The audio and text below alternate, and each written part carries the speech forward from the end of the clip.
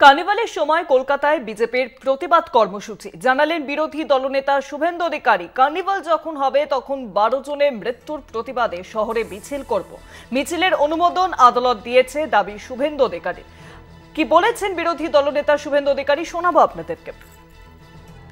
3টে থেকে 5টা 12 জন সহনাগরিকের মমতা বন্দ্যোপাধ্যায় সরকার পৌরসভার অপদার্থতার জন্য কর্পোরেশনের যে সহনাগরিক মারা গেছে তাতে স্মৃতির উদ্দেশ্যে আমরা কলেজ স্কোয়ার থেকে ডোরিনা ক্রসিং হাঁটবো 5 তারিখে।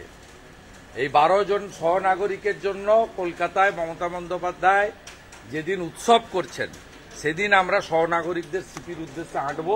আজকে কলকাতা হাইকোর্ট ভ্যাকেশন বেঞ্চ অনুমতি দিয়েছে।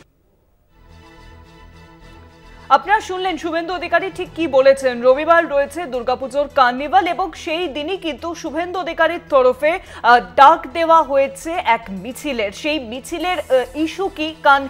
12 জনের মৃত্যুর প্রতিবাদে শহরে মিছিল হবে। আমরা জানি যে দুর্গাপুজোর ঠিক দুদিন আগে যখন বিভিন্ন প্যান্ডেল উদ্বোধন শুরু হয়ে গিয়েছে তখন মেঘভাঙা বৃষ্টি এবং সেই রেকর্ড বৃষ্টিপাতের জেরে শহর কলকাতার যে বানভাসী পরিস্থিতি হয়েছিল সেই বানভাসী পরিস্থিতিতে মৃত্যু হয়েছিল 12 জনের বিদ্যুৎস্পৃষ্ট হয়ে। আর এই ঘটনার প্রতিবাদে কার্নিভালের দিন শুভেন্দু অধিকারীর তরফে ডাক দেওয়া হলো এবার বিক্ষোভ মিছিলের। ইতিমধ্যেই সেই বিক্ষোভ মিছিলের জন্য অনুমতিও পাওয়া গেছে কিন্তু কলকাতা হাইকোর্টের তরফে।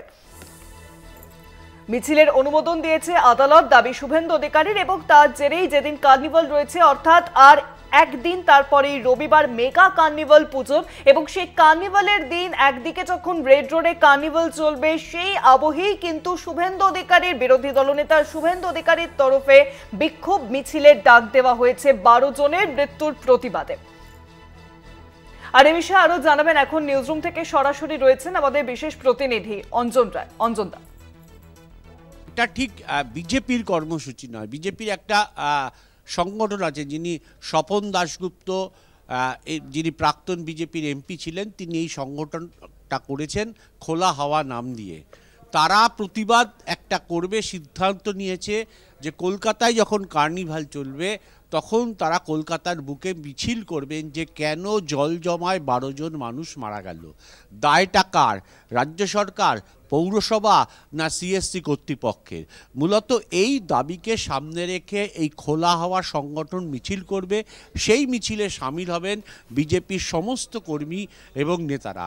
শুভেন্দু অধিকারী থাকবেন, শ্রমিক ভট্টাচার্য থাকবেন বলে শোনা যাচ্ছে। ফলে এইটা নিয়ে আদালতে পুলিশ অনুমতি না দেওয়ায় আদালতে যায়। আদালত নির্দিষ্ট একটা রুট করে দিয়েছে এবং মিছিলে কতজন থাকবে তার একটা সংখ্যা বলে দিয়েছে।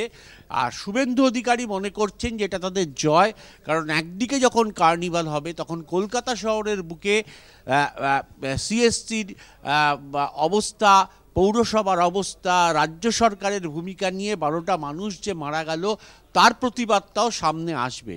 ফলে এই দুটো জিনিস চলবে এবং শুভেন্দু অধিকারী মনে করছেন যে আদালতে তাদের বড় জয় হয়েছে, তারা মিছিল করছেন এবং মিছিলে তাদের যা বক্তব্য সিএসসি কর্তৃপক্ষকে প্রয়োজনীয় সাহায্য দিতে হবে সেটাও তারা তুলে ধরবেন। অনেক ধন্যবাদ অঞ্জন দা। নিউজরুম থেকে সরাসরি ছিলেন আমাদের বিশেষ প্রতিনিধি অঞ্জন রায়। কার্নিভালের সময় কলকাতায় প্রতিবাদ মিছিল, খোলা হাওয়া সংগঠনের তরফে প্রতিবাদ মিছিলের ডাক দেওয়া হয়েছে। পুলিশি অনুমতি না মেলায় কলকাতা হাইকোর্টের দ্বারস্থ হয়েছিল তারা, আর এবার কলকাতা হাইকোর্টের তরফে মিলেছে অনুমতি এবং যেদিন কার্নিভাল রয়েছে সেই দিনই কিন্তু বিদ্যুৎস্পৃষ্ট হয়ে যে 12 জনের মৃত্যু হয়েছে তারই প্রতিবাদে হবে বিক্ষোভ মিছিল।